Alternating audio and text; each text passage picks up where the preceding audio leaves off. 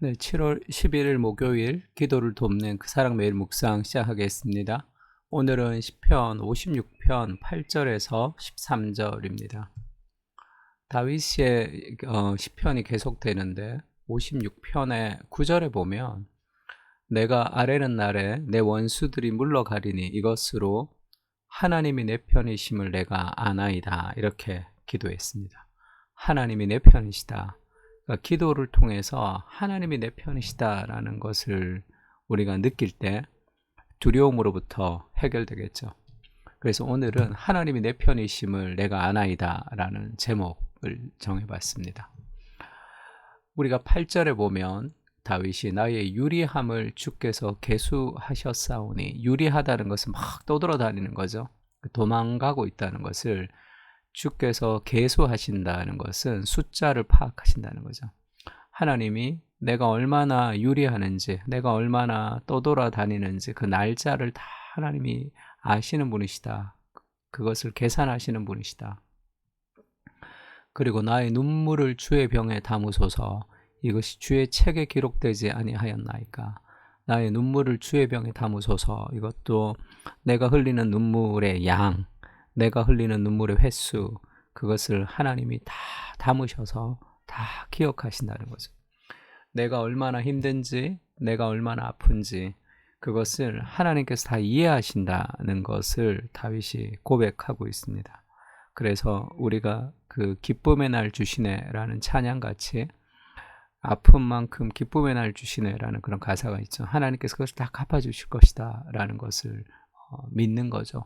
그리고 우리의 아픔과 슬픔 속으로 찾아오셔서 그리스도께서 그것을 깊이 이해하시고 알아주시는다. 내가 지금 고통당하는 것을 하나님이 아신다라는 것을 기도 가운데 다윗이 깊이 느끼고 있습니다. 누군가가 내가 힘든 것을 알아줄 때 우리는 그 고통을 나눌 수가 있습니다. 욥기에 보면 욥이 그렇게 얘기하죠. 내 눈은 하나님을 향하여 눈물을 흘린다, 이렇게 표현했습니다. 그러니까 욥시, 잠전, 그러니까 욥기, 시편, 잠언, 전도서, 아가서는 시가서죠, 시. 그래서 욥기는 우리나라 성경에는 산문처럼 번역되어 있지만 다 시입니다. 그래서 내 눈이 하나님을 향하여 눈물을 흘린다, 이게 시적 표현이기도 하죠. 시적 표현이기도 하지만 눈물이 땅으로 떨어지는 눈물이 있고 하늘로 올라가는 눈물이 있습니다. 하늘로 올라가는 눈물은 나의 슬픔과 아픔을 하나님께 기도하는 거예요. 그것은 하늘로 올라가는 눈물입니다. 시편 126편 5절도 그렇게 얘기하죠. 눈물을 흘리며 씨를 뿌리는 자는 기쁨으로 거두리로다 할 때, 우리의 눈물은 두 가지가 있습니다. 하나는 자기의 한탄, 자기의 신세에 한탄을 하고 자기 정죄, 그러면서 흘리는 눈물이 있죠. 그것은 땅으로 떨어지는 눈물이. 그러나 하나님 앞에 흐르는 눈물이 있습니다. 눈물을 흘리지만 씨를 뿌리는, 그것은 기쁨으로 거두는 거죠. 내가 눈물을 흘리지만 내가 씨를 뿌려야 된 일들을 힘들어도 하는 거죠. 힘들지만 하나님 앞에 눈물을 흘리며 기도할 때 그것은 결국 하나님께서 들으시고 반드시 기쁨으로 그것을 거두게 하신다는 거죠. 다윗이 고통 가운데 하나님이 자신을 깊이 이해하신다는, 내 고통을 이해하시는 분이시다라는 것을 깨달았습니다. 그리고 9절에는 내가 아뢰는 날에 내 원수들이 물러가리니 이것으로 하나님이 내 편이심을 내가 아나이다. 하나님이 내 편이시다, 그것을 느끼는 거죠. 그러면 사실 상황이 다 끝난 거 아닙니까? 인생이 어렵고 힘든 일이 있을 수도 있죠. 여러 가지 불안과 두려움이 나를 끌고 갈 수도 있습니다. 그런데 하나님이 나와 함께 하신다라는 것을 우리가 깊이 느끼게 될 때 안정감 가운데 살아갈 수 있겠죠.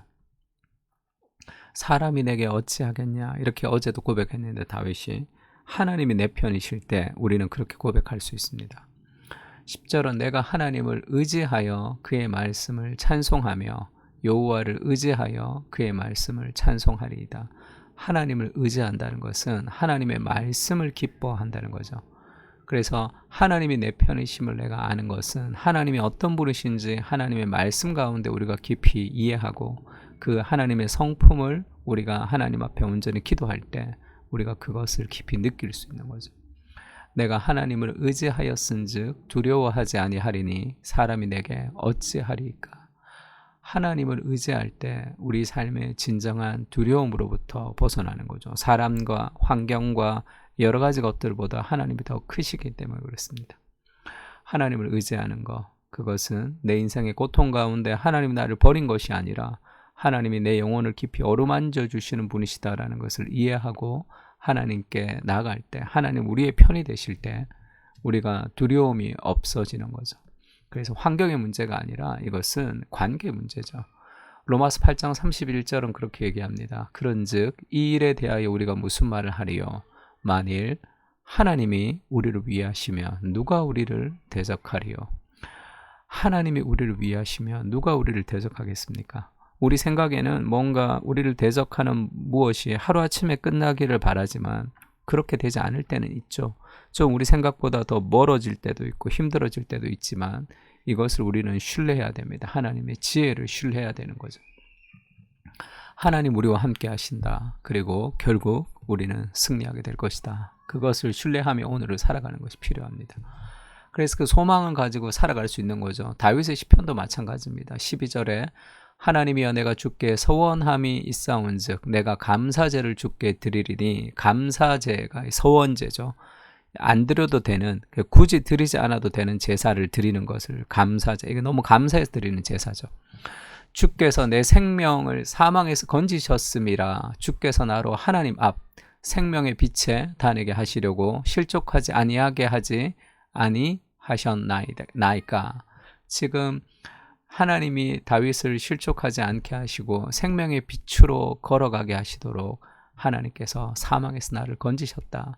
다윗의 인생에 지금 이 시편을 쭉 보면 굉장히 고통스러운 시간들이 많이 흘렀지만 그 시간 속에서 하나님이 내 고통 가운데 함께 하신다는 것을 경험했고, 그리고 하나님이 내 편이시라는 삶의 확신을 가지고 결국 승리했다는 그의 인생의 스토리가 지금 이 시편 56편에 다 나와 있죠. 이 시편은 1시간 만에 쓴 시가 아니죠. 그의 인생을 돌아보면서 쓴 시입니다. 그러니까 처음에 고통당할 때와 마지막에 회복까지는 이거 얼마나 긴 시간이 흘렀는지를 우리는 모르지만 어쨌든 다윗은 고통 가운데 하나님 앞에 기도했고 하나님께서 그의 고통에서 그를 건지셔서 그를 가장 아름답게 만들어 주셨다는 확신을 우리가 배우는 거죠. 이 시편을 읽으면서 우리도 우리 인생 가운데 어느 시대를 우리가 거쳐가고 있는지를 모르겠습니다. 고난의 시작이든지 고난의 한가운데 하나님의 위로를 경험하든지 아니면 고난을 극복한 승리를 우리가 경험하든지 다 하나님 앞에 감사할 수 있는 거고 하나님 앞에 소망을 두며 살아갈 수 있는 거죠. 그리스도를 묵상하는 것은 히브리서 2장 18절에는 예수님이 시험을 받아서 고난을 당하셔서 시험을 받는 우리를 능히 도우실 수 있다 이렇게 얘기했습니다. 우리를 도우실 수 있다 할 때 이 도우심은 시험을 받아 고통을 당했기 때문에 예수님이 우리가 얼마나 고통당하는지에 대해서 깊이 이해하시는 분이시다라는 것을 우리가 믿고 기억할 수 있는 거죠. 그래서 우리의 고통 가운데 하나님이 우리의 고통을 이해하시는 하나님이신 것을 우리가 느끼며 하나님의 사랑을 경험할 수 있습니다. 또 우리에게 있는 대제사장은 우리의 연약함을 동정하지 못하시리가 아니요 모든 일에 우리와 똑같이 시험을 받은 이로되 죄는 없으시니라. 나의 눈물과 나의 아픔을 함께 경험하시고 이해하시는 그리스도가 계시다는 것이 우리 삶에 어떤 위로를 줄 수 있습니다. 그리고 히브리서도 그렇게 얘기하죠. 그가 육체에 계실 때에 자기를 죽음에서 능히 구원하시리 에게 심한 통곡과 눈물로 간구와 소원을 올렸고, 예수님이 이 땅에서 인간으로 오셔서 심한 통곡과 눈물로 기도하셨습니다. 왜 예수님이 이 땅에 오셔서 하늘의 영광을 버리고 이 땅에 오셔서 통곡과 눈물로 인생을 살으셔야 되냐면 우리를 위해서 대신 흘리는 눈물인 거죠. 그의 경건하심으로 말미암아 들으심을 얻었느니라. 예수님도 하나님의 아들이지만 받으신 고난으로 순종을 배우셔서 온전하게 되셨습니다. 그럼 우리도 이 그리스도의 발자취를 따라갈 수 있는 거죠. 우리도 통곡과 눈물로 간구의 소원을 올리고 그리고 받으신 고난을 통해서 우리도 순종을 배워서 온전하게 되시는 그리스도의 길을 따라가고 있는 그런 삶을 살아갈 수가 있는 거죠.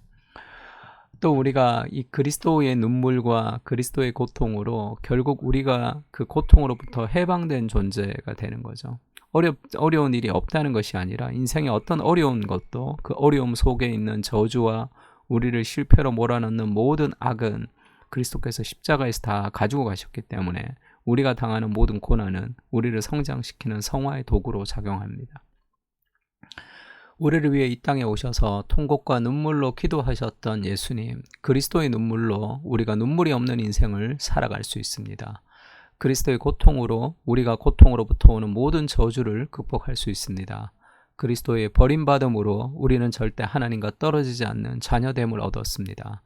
주님의 사랑을 더 깊이 이해하게 하시고 그 사랑으로 이루신 복음의 은혜를 따라 오늘을 살아가게 하옵소서. 아멘. 우리 다 같이 시편을 가지고 기도하겠습니다.